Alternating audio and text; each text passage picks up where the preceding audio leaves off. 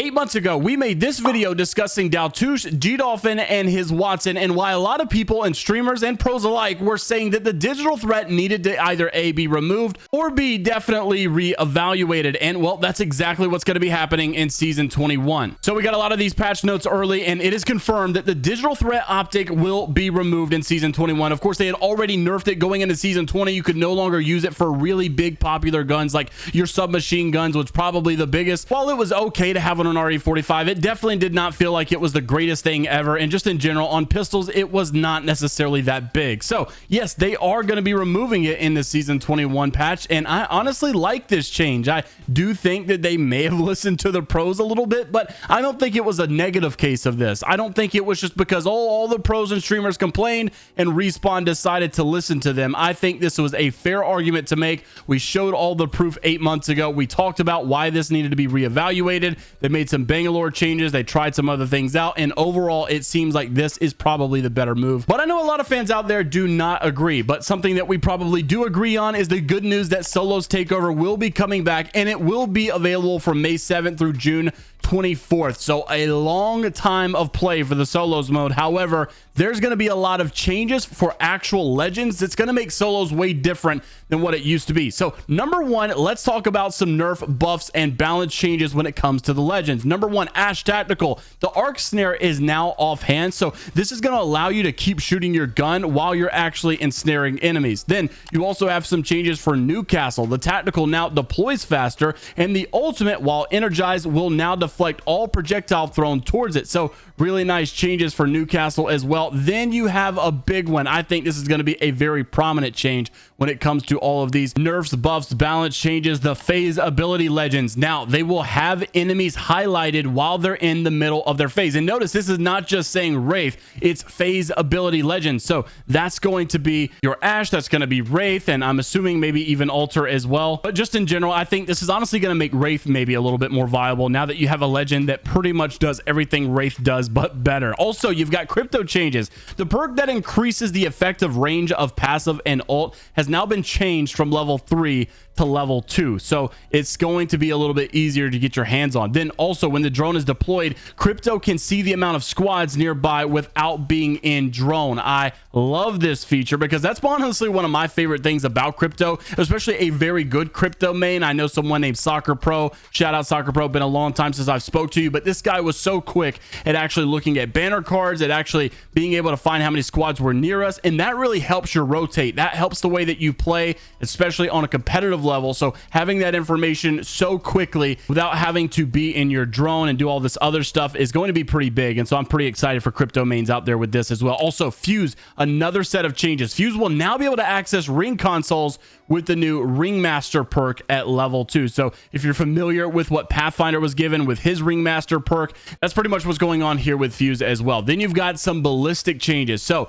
level 2, Slingshot. This sling weapon will now upgrade with each armor upgrade selection as well. So a nice little buff here for ballistic. Then you've got Octane changes. So there's a lot to dive into when it comes to Octane. Number one, Mad Hop's perk has been moved from level 3 down to level 2. Also, your level 2 Thick Skin perk has now been changed, where it has negative 25% stim damage, or changed from, and that's now changed to negative 5 stim damage. Then you've got level 3 with the same Thick Skin perk added again. Also, there's some more for Octane. The Reckless perk has been removed, and so if you want to take a look at this image here, it kind of gives you a better understanding of how his perk level system is going to be laid out. So interesting changes here for Octane. Also, Bloodhound has some changes. Level 3 tactical cooldown perk has now been removed, and honestly, I'm a big fan of removing some of these cooldowns because I feel like, no offense, they are a little bit more of a cop-out. They're an easier perk to add, and I think there needs to be more depth, and I really like the idea of that as well. So tactical cooldown perk has now been removed for level 3. Taste of Blood perk has had a change, along with obviously a new perk being added, but we'll get into that one in just a second. So the Taste of Blood perk is now gain HP on knocks when ultimate is active. So that HP is no longer 25, it's now going to be a buff to 50 HP. Then also a new perk is going to be added called Long Hunt, and this extends the Beast of Hunt duration that you have. So very interesting changes for Bloodhound. Honestly, it might send Blood right back into the meta again. So Catalyst also got some changes. Level 2, the Long Cast perk has now been removed. Level 3, Long Veil perk moved from level 3 down to level 2, which opens up a spot inside of level 3. And what do you know? We got a brand new perk, and it's called Pharaoh Door. So Pharaoh Door allows you to rebuild and reinforce missing doors. So you may be thinking, well, isn't that just her passive? Well, not exactly. Of course, whenever you reinforce or rebuild doors that are already missing, it does bring them back, but it's not exactly to the original state. That's what this new perk is going to do. It's going to be bringing them back to its original state. So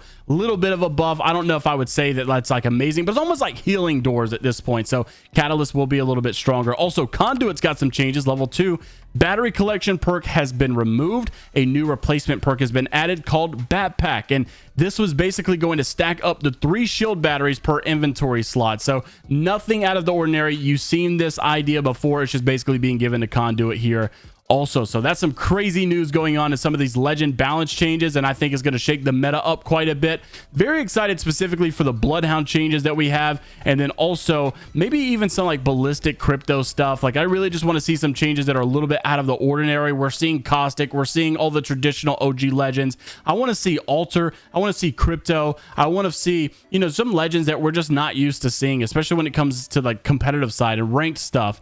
But also, I guess Altar's probably going to be a very good public match, pub stomping legend as well. Also, we've got to make mention of the new Qatar variant ideas. What in the world is going on? Well, firstly, if you haven't seen it, here's some of these actual variants in game. And I'm not going to lie, yeah, they look pretty good. Okay, kudos to Apex for making something look pretty good. Of course, I've always believed that these things can be overpriced. I think there's a lot of money involved, and I think there's some weird ways of getting your hands on these, but they are what they are, and I think they look pretty solid. But there are some caveats to this. It is confirmed that if you own your Cobalt Qatar, you can start upgrading towards the other Qatar sets as soon as the season starts. And a lot of people were getting excited about some of these other changes. Whenever you have these sets, well, you actually apparently have to go in order, so it's not going to be as simple as just like jumping to the death box or such. If you want a specific item, you got to go through the set in order, it seems. And the Apex Artifacts features more than 200 different combinations, so there are so many variants, so many different ideas that you can basically piece together here. So pretty excited for something new. I got to give it to them. They are trying different things. They said they were never going to bring solos back. They brought it back. They said, you know, they were going to do all these crazy weird ideas, and here we are with exotic shards now. Here we are with universal heirlooms. Things are changing, man. We got perks in the game. Like, honestly, the change has been drastic, I would say. So I'm pretty excited about the future of the game. If you watched our video yesterday, you would probably know that the battle pass seems to have been upgraded as well, and you could automatically assume that it would be, because they're going to start introducing these exotic shards into the battle pass, and obviously that's going to give you access to a little bit better of a store. So interested to see what you guys have to say down in the comment section below about these early patch notes. Are these a W? Are these an L? Personally, I'm going to give it a big fat W, and honestly, if it wasn't for Broken Moon, I would give this season a 9 out of 10. I'm going to be a little bit conservative and say 7 out of 10, just because I don't know how the Broken Moon changes are going to be. Of course, we've seen them, we've watched them, but you always got to play them. Let me know down below what you think, and until the next time, we'll see you all later, Gators.